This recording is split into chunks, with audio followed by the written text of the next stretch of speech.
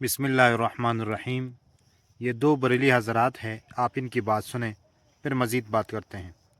عزیزان گرامی وقار، رسول پاک صلی اللہ تعالیٰ علیہ وسلم کی میلاد کے متعلق دلائل بہت سارے ہیں۔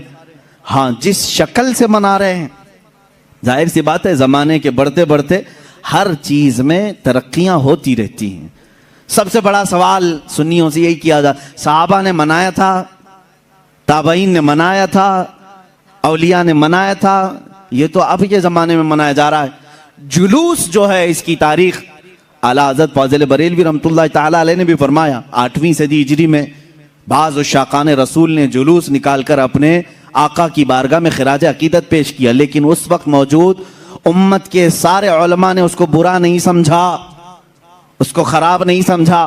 بہرحال میں آپ کو بتاؤں، صحابہ نے منایا تھا، یہ بار بار سوال کرتے ہو، تابعین نے منایا تھا، ارے میاں وہ تو روز مناتے تھے میرے آقا کی میلاد، تم تو 12 ربیع الاول سال میں ایک بار کر رہے ہو، صحابہ روز مناتے تھے۔ میلاد کا مطلب کیا ہے؟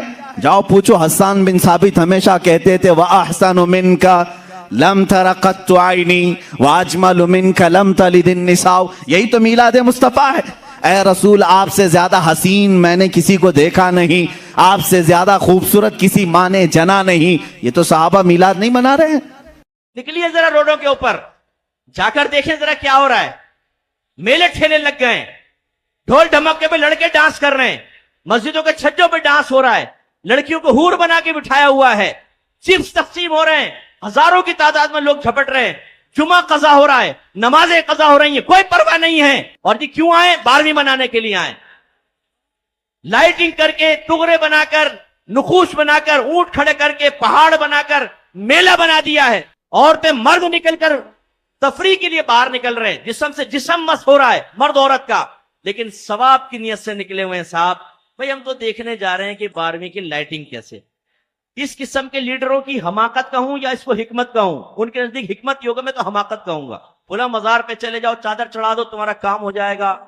ایک گھر میں نماز نہیں پڑھی جا رہی، قرآن پاک ترجمہ تفسیر سے نہیں ہو رہا، اس کتاب میں اس گھر میں حدیث کی کوئی کتاب نہیں ہے، سیرت کی کوئی کتاب نہیں پڑھی جاتی، لیکن 11ویں ہو رہی ہے، 12ویں اہتمام سے ہو رہی ہے، 9 اور 10 محرم کی نیاز بڑے اہتمام سے ہے، گونڈوں کی نیاز کبھی نہیں چھوڑی ہے، ماہانہ ختم قادری بھی ہو رہا ہے، آیت کریمہ کا ختم بھی ہو رہا ہے، ابا مرے ہیں تو تیجا 40واں بھی کیا گیا ہے، لیکن جو اصل دین تھا، جس کی ترقین، جس کی ترغیب، جس کے بارے میں حکم قرآن و حدیث میں موجود ہے، وہ ہمارے ان مقررین نے بنایا ہے جو صرف بزرگوں کی کرامات سناتے رہتے ہیں، ان کے فضائل سناتے رہتے ہیں، اور قوموں کو یقین دلاتے ہیں کہ تم نماز نہیں بھی پڑھو گے، غوث پاک تمہیں جنت میں لے جائیں گے، مریدین تمہیں جنت میں لے جائیں گے، تم نعت خوانی میں بیٹھو، نبی کریم صلی اللہ علیہ وسلم بروز قیامت تمہیں اپنے ساتھ جنت میں لے جائیں گے۔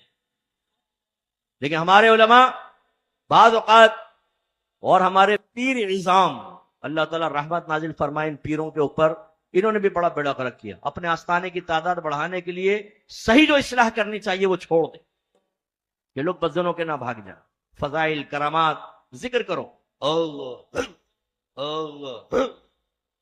ارے پہلے بھائی مرید کو حرام کو چھڑوا دو، ٹھوس ٹھوس کے حرام کھا رہا ہے، یہاں پر آگے دل پہ ضربے لگا رہا ہے، کچھ بھی نہیں ہوگا، 100 سال ضربے لگاتا رہے، اس سے کہاں دل صاف ہوتا ہے؟ موت کو وہ یاد نہیں کر رہا، استغفار وہ نہیں کرتا، قرآن پاک کی تلاوت وہ نہیں کرتا، اچھوں کی صحبت میں وہ نہیں بیٹھتا، ہر قسم کے گناہ وہ کر رہا ہے، آپ دل پہ ضربے لگا رہے ہیں اور کہہ رہے ہیں پاک ہو جائے گا دل، اور پھر یہ مثل آئینہ ہو جائے گا، تمہیں عرش نظر آئے گا۔ اب وہ کان میں پوچھے حضور آپ کو کتنی مرتبہ نظر آیا؟ کیسا تھا عرش؟ حضرت نے خود نظر دیکھا، چارپائی کا تصور کر لیتے ہیں ہمیشہ ذہن میں اور کہتے ہیں عرش دیکھ لیا۔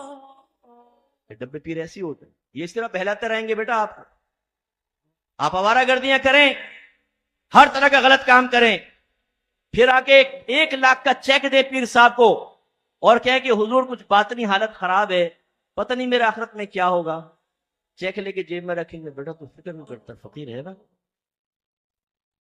یعنی کرو آوارہ گردی، کوئی مسئلہ نہیں ہے، کرو لگے رہو۔ تو جی آپ نے دونوں کی بات سنی، تو دیکھے ان خرافات کے بارے میں یہ جو مفتی اکمل ہے، شاید بریلیوں کا کوئی مفتی ہے، اور انہوں نے اس کے اوپر رد کر دیا۔ لیکن جو دوسرا ہے وہ کیا کہہ رہے ہیں، آپ نے اس کی بات سنی. بس اللہ تعالیٰ سے ہم دعائی کر سکتے ہیں کہ اللہ تعالیٰ ہم سب کی حفاظت فرمائے اور ہم سب کو دین سمجھنے اور اس پر عمل کرنے کی توفیق عطا فرمائے. آمین ثم آمین یا رب العالمین.